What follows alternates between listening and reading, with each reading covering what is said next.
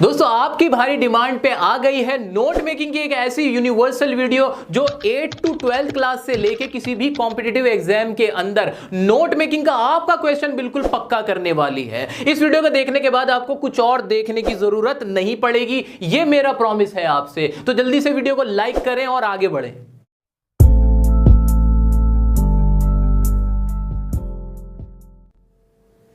दोस्तों सबसे पहले समझते हैं कि इस नोट मेकिंग का मतलब क्या होता है। जैसे कि इसके नाम से ही पता चल रहा है, नोट मेकिंग यानी नोट बनाना। लेकिन ये वो नोट बनाना नहीं है, कहीं पता चले आप कहने लगोगे सर लो 500 रुपए बना दिए नोट, ये वो नहीं है। मान लीजिए आप किसी गार्डन में हो, किसी बागीचे में हो और उस बागीचे के अंदर तरह तरह के फूल हैं। मैंने आपसे कहा कि बच्चों मुझे आप उस बागीचे से जाकर गुलाब और चमेली के फूल लाकर दे दो। अब आप बागीचे में गए, आपको वहां तरह तरह के फूल देखने को मिल रहे हैं, आपकी आंखें मंत्रमुग्ध हो गई, आपका मन हो रहा है कि सारे फूल इकट्ठे करके तोड़कर लाकर अपने सर के चरणों में रख दें। लेकिन मुझे नहीं चाहिए, मुझे वो सारे फूलों से कोई लेना देना नहीं। मेरी नजर में तो सिर्फ दो ही फूल मुझे पसंद हैं, एक तो गुलाब का फूल और जी दूसरा चमेली का फूल। आप मुझे बस वो दो फूल ला कर दे दो, मुझे सारे फूल लाने की जरूरत नहीं है। अब आपने वही किया, आपने सारे फूलों को ना लाते हुए सिर्फ और सिर्फ गुलाब और चमेली का फूल तोड़कर लाकर मुझे दे दिया। मैंने कहा लाओ मेरे फूल, लो अपने नंबर। इतनी सी बात है। क्या यह काम मुश्किल था? नहीं, ये तो मुश्किल नहीं था। तो नोट मेकिंग में क्या करना होता है? नोट मेकिंग भी एक बागीचा है। किसका? सेंटेंसेस का। एक टॉपिक दिया गया होगा आपको, उसके अंदर तरह तरह के सेंटेंस होंगे, तरह तरह की बातें होंगी, लेकिन आपको सिर्फ उन बातों को ही पढ़ना है, उन बातों को ही नोट बनाना है, लिखना है जो इंपॉर्टेंट हो, जो सिग्निफिकेंट हो, जिनका कुछ मतलब हो रहा हो। वहां पे सारी बातें नहीं लिख के दे देना मुझे, सिर्फ मेन पॉइंट लिख देना। उस बागीचे से जो फूल का बागीचा है सिर्फ 2 या 3 फूल ही लाके मुझे दे देना और मैं खुश हो जाऊंगा। इतना सा कॉन्सेप्ट है हमारा नोट मेकिंग का कॉन्सेप्ट। लेकिन आप क्या गलती करते हो? जैसे नोट मेकिंग देखी, आपने कहा अरे ये इतना सारा आपको टॉपिक दिया हुआ है, भर भर के लिख देंगे, सारे फूल लाके दे देंगे। अरे फूल उसकी अर्थी थोड़ी सज रही है, फूल देना है प्यार से, ऐसे नहीं देना कि सारा फूल लाके मुंह पे देके मार दिया। No, we need only 2 flowers. Okay, ठीक है। तो नोट मेकिंग के अंदर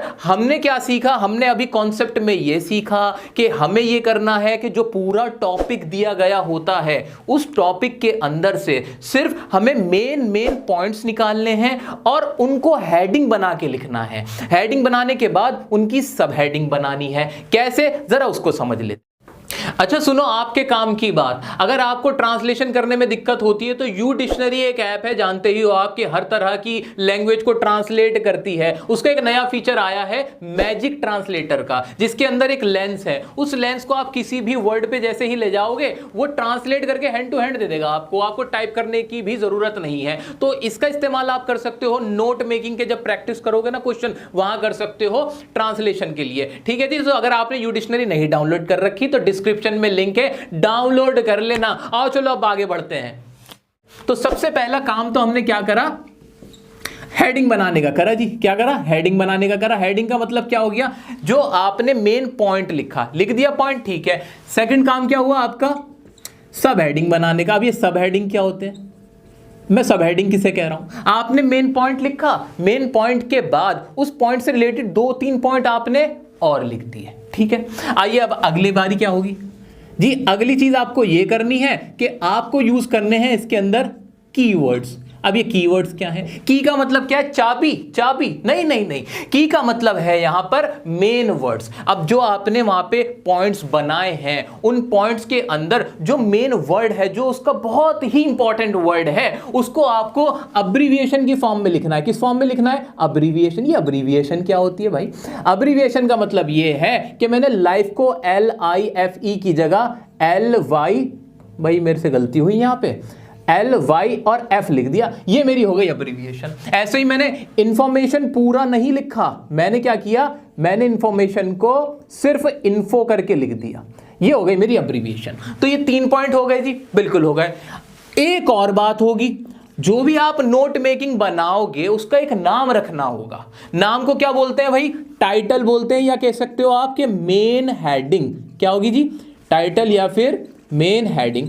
मैंने इस टाइटल को सबसे आखिर में क्यों लिखा?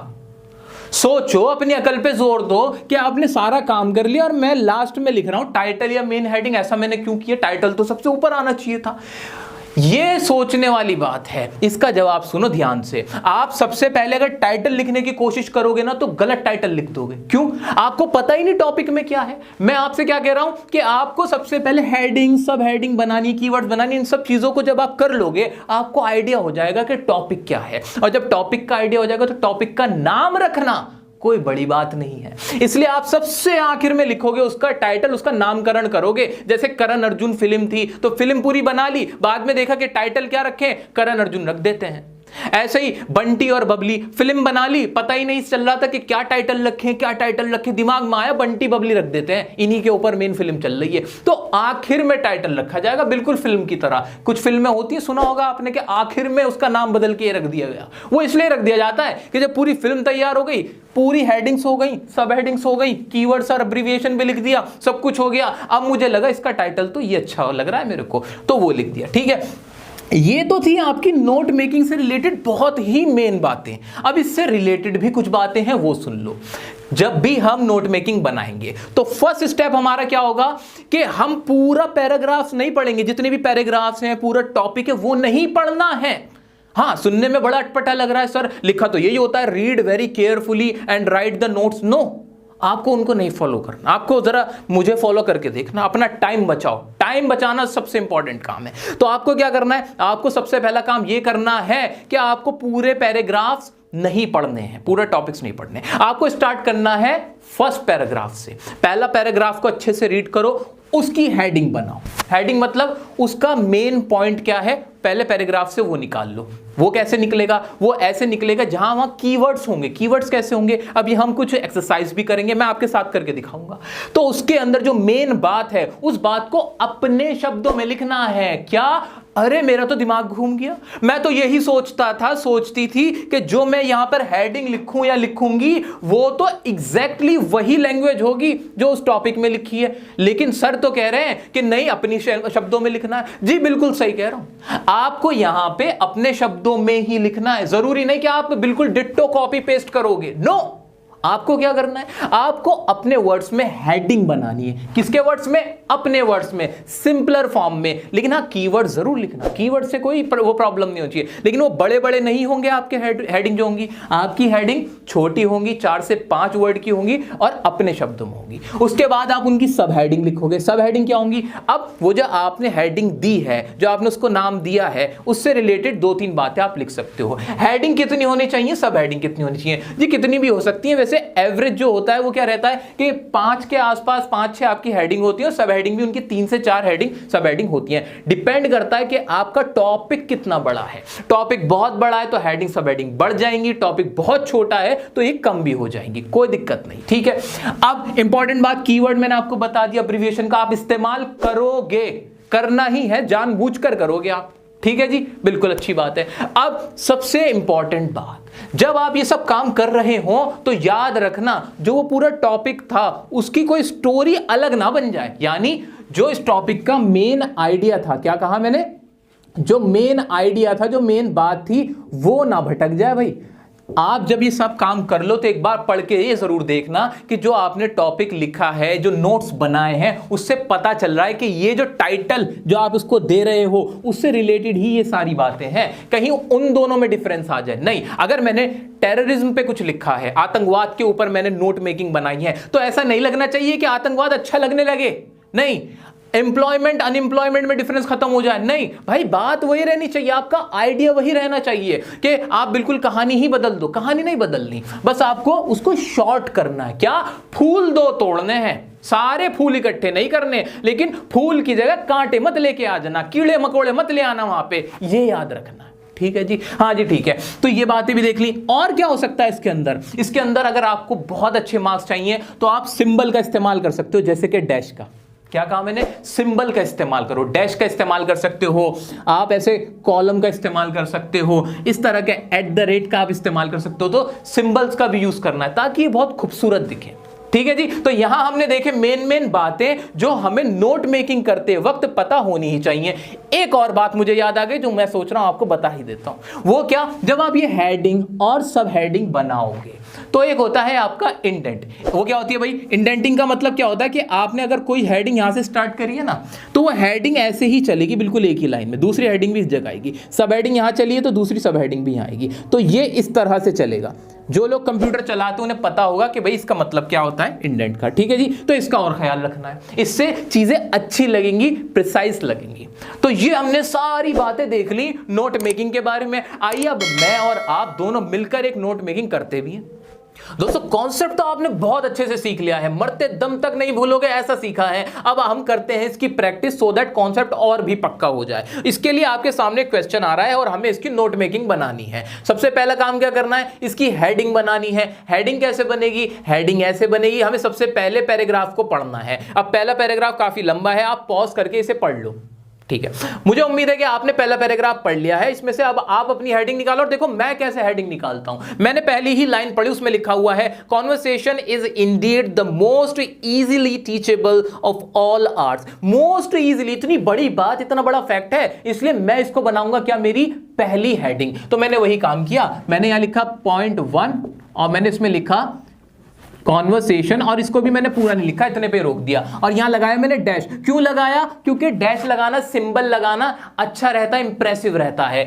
यहां मैंने कीवर्ड को क्या करा, अब्रीविएट कर दिया, अब्रीविएशन फॉर्म में लिखा। क्यों लिखा, इससे भी मुझे मार्क्स मिलते हैं, जरूरी होता है। तो कीवर्ड लगाया मैंने, यहां पे सिंबल लगाया और आगे क्या लिखा, द मोस्ट, या मुद्दा भी मत लगाओ, जरूरत ही नहीं है ना हमें, तो हम तो मोस्ट लिखेंगे, मोस्ट इजीली। और टीचेबल को भी मैंने शॉर्ट फॉर्म में लिख दिया, टीचेबल आर्ट। ठीक है जी। यहां मैं नीचे लिख रहा हूं क्योंकि मुझे स्पेस कम है, आप नीचे मत लिखना, आप पूरी एक लाइन में लिखना। इतना कर दिया, ठीक है, मेरी हेडिंग मेरे पास आ गई। अब आ जाएंगे हमारे अपनी सब हेडिंग के ऊपर। सब हेडिंग के लिए मैंने एक मार्जिन छोड़ा है, जगह छोड़ी है, फिर सब हेडिंग स्टार्ट करी है। सब हेडिंग कैसे आएंगी, अरे जो आपका पैराग्राफ था उसी के अंदर से, इससे रिलेटेड, इस लाइन से रिलेटेड और बातें आप लिखोगे अपनी हेडिंग से रिलेटेड। वो बातें क्या हो सकती हैं, पैराग्राफ पढ़ लो ना आसानी से। तो पैराग्राफ में क्या क्या लिखा था, जो मेन पॉइंट लिखे थे वो लिखे थे कि भाई इसमें क्या करना होता है, रिक्वायर्ड इंटरेस्टिंग सब्जेक्ट्स, क्या जरूरत होती है, रिक्वायर्ड इंटरेस्टिंग सब्जेक्ट, वही मैंने लिखा। रिक्वायर्ड को भी मैंने शॉर्ट फॉर्म में लिखा, इंटरेस्टिंग को भी मैंने शॉर्ट फॉर्म में लिखा, और सब्जेक्ट को भी मैंने शॉर्ट फॉर्म में लिख दिया। ठीक है, ऐसे नेक्स्ट हेडिंग मेरी क्या हो सकती है, क्या क्या लिखा हुआ है इसमें जी, मेन बात क्या है कि भाई गुड फ्रेंडशिप हो जाती है, इससे क्या हो जाता है, गुड फ्रेंडशिप, तो इसको भी मैंने लिख दिया गुड फ्रेंडशिप। तो ऐसे ही आप क्या कर सकते हो, इसके 3-4 सब हेडिंग लिख सकते हो अपनी विश से। साथ में क्या ख्याल रखना है आपको, ये ख्याल रखना है कि जो भी आपकी सब हेडिंग होंगी उसमें हेल्पिंग वर्ब का इस्तेमाल नहीं होगा, उसके अंदर शॉर्ट बातें होंगी, बड़ी बड़ी सब हेडिंग नहीं होंगी। ठीक है जी, बिल्कुल ठीक है। ऐसे अब हमारी दूसरी, आप उस पे आ जाओगे, किस पे, हेडिंग पे। दूसरी हेडिंग हमारी क्या होगी वो देखेंगे। इसको आप नाम दे सकते हो ABCD। ऐसे ही आप 4-5 हेडिंग जितनी बड़ी आप देना चाहो, जितनी सारी देना चाहो दे सकते हो। 5 एक आइडियल होती है, 4-5 दे सकते हो। सेकंड हमारी हेडिंग के लिए मैं क्या जाऊंगा भाई, सेकंड पैराग्राफ में जाऊंगा। सेकंड पैराग्राफ में क्या बातें लिखी हैं वो देख रहा हूं मैं। ठीक है जी, मैंने देख लिया उसमें क्या लिखा था भाई, सब्जेक्ट्स क्या होते हैं बहुत अच्छे, जो अच्छे कन्वर्सेशनलिस्ट बनने के लिए रिक्वायर्ड होते हैं। तो उसको मैंने हेडिंग क्या दी, फिट, और उसको भी मैंने, सब्जेक्ट्स को भी मैंने अपनी शॉर्ट फॉर्म में लिखा, और फिर यहाँ हेड ये लगाया आपका डैश और लिख लिया कन्वर्सेशनलिस्ट, इसको भी शॉर्ट फॉर्म में लिखा। ये मेरी क्या हो गई, हेडिंग हो गई। अब कौन कौन से सब्जेक्ट होते, कौन कौन से टॉपिक्स होते जिन पे बात करनी चाहिए, उसके लिए मैंने यहाँ पे सब हेडिंग स्टार्ट करी और इनको भी लिखना शुरू किया। आपने एक बात गौर करी, मैंने ना इस सीध को एक रखने की कोशिश करी है, इसे बोलते हैं इंडेंट। यहां भी एक मैंने मार्जिन दिया है। तो अब ये जो मेरा पूरी नोट मेकिंग है, वो पूरी नोट मेकिंग कैसी हो रही है मेरी, बहुत ही ज्यादा प्रिसाइज हो रही है, दिखने में बहुत ही सुंदर लगेगी, एक आइडियल लगेगी। ठीक है जी, बिल्कुल ठीक है, हाँ ठीक है। तो आपको भी ऐसे इसे इंडेंट का ख्याल रखना है। किसका ख्याल रखना है, इंडेंट का, कि स्पेस देना, मार्जिन देना और सबको एक सीध में रखना है। इसके भी आप सब हेडिंग निकाल लोगे। कहां से निकाल लोगे, अरे सेकंड पैराग्राफ से ही निकाल लोगे। ठीक है, अब थर्ड हेडिंग इसकी क्या होगी वो मुझे पूरी उम्मीद है कि आप करके मुझे बता सकते हो। अब आपका ये होमवर्क है कि आप थर्ड हेडिंग लिखोगे और मुझे बताओगे कमेंट में कि क्या इसकी थर्ड हेडिंग होनी चाहिए। अब इसमें मेन बात रह गई थी हमारे टाइटल की, इसका टाइटल क्या होना चाहिए। अरे इसका पूरे का टाइटल क्या होगा, जितना मैंने पढ़ा आपने पढ़ा, ये यही तो होगा, द आर्ट ऑफ कन्वर्सेशन, यही तो होगा कि कन्वर्सेशन की आर्ट। तो इस तरह से आप इसका टाइटल भी रख सकते हो। कोई और भी टाइटल हो सकता है, हाँ हो सकता है ना, आपकी मर्जी है, लेकिन ये इससे रिलेटेड ही होना चाहिए। ये नहीं होना चाहिए कि किसी आप लव स्टोरी का नाम किसी इमोशनल मूवी का रख दो, नहीं, या किसी देश प्रेम मूवी का नाम आप किसी लव स्टोरी का रख दो। नो नो नो, जो स्टोरी है उसी तरह का उसका टाइटल होना चाहिए, ठीक है ना। अब आपका नाम अमर है क्योंकि आप लड़के हो, अब आपका नाम मैं अनीता रख दूं, कैसा लगेगा? ऐसे इसको भी बुरा लग जाएगा। तो टाइटल आप टॉपिक वाइज रख सकते हो, नंबर पूरा मिल जाएगा, ठीक है। लास्ट में एब्रिविएशन जितनी भी आपने यूज की उसे मत भूलना, उसे पूरा पूरा लिख देना फुल फॉर्म में। एक आपको कभी कभी क्वेश्चन में देता है कि आपको इसकी समरी भी लिखनी है। समरी में कुछ भी नहीं करना होता, 80 शब्दों के अंदर समरी मांगता है, उसमें आपने जो भी पॉइंट्स बनाए हैं उन्हें पूरा टोटल अच्छे से डिटेल में एक्सप्लेन करके लिख देना। वही जितने भी पॉइंट है इन्हीं को फुल ग्रामर में बना के पूरी लाइन बना के लिख देना, इसके आपको पूरे मार्क्स मिल जाएंगे। 3 या 4 नंबर मैक्सिमम में पूछी जाती है, ठीक है जी। तो ये बात थी हमारी आज नोट मेकिंग की। मुझे पूरी उम्मीद है कि आपने बहुत अच्छे से समझ लिया है। प्रैक्टिस के लिए आप इंस्टाग्राम पे जाओगे, वहां टाइप करोगे डियर सर का जो इंस्टाग्राम अकाउंट है उसको आप फॉलो कर लोगे। वहीं पर हाईलाइट के अंदर आपको या तो इसका प्रैक्टिस सेट का लिंक मिल जाएगा या फिर आपको इसका स्क्रीनशॉट मिल जाएगा। वो क्वेश्चन अटेम्प्ट करना और मुझसे चेक करवा सकते हो पर्सनली। वहां पर फॉलोइंग जो है डियर सर की, उसमें डियर सर की फैकल्टी है, मैं हूं, आपके मैथ्स वाले सर है, मोटिवेशनल वाले सर है। आप वहां जाके डायरेक्टली मुझसे चेक भी करवा सकते हो। मैथ्स की क्वेरी और कोई सी क्वेरी हो वहां अदर फैकल्टी से भी पूछ सकते हो। तो जल्दी से इंस्टाग्राम पे जाना, वहां पे ये आप देख सकते हो, प्रैक्टिस कर सकते हो। वीडियो कैसी लगी जल्दी से लाइक करके मुझे बताओ, अपने दोस्तों के साथ शेयर करो, और अब नेक्स्ट टॉपिक आप क्या चाहते हो ये भी मुझे बताओ। तब और चैनल सब्सक्राइब नहीं किया, जल्दी से सब्सक्राइब करो, बेल नोटिफिकेशन पे क्लिक भी कर दो। फिर मिलते हैं नेक्स्ट वीडियो में।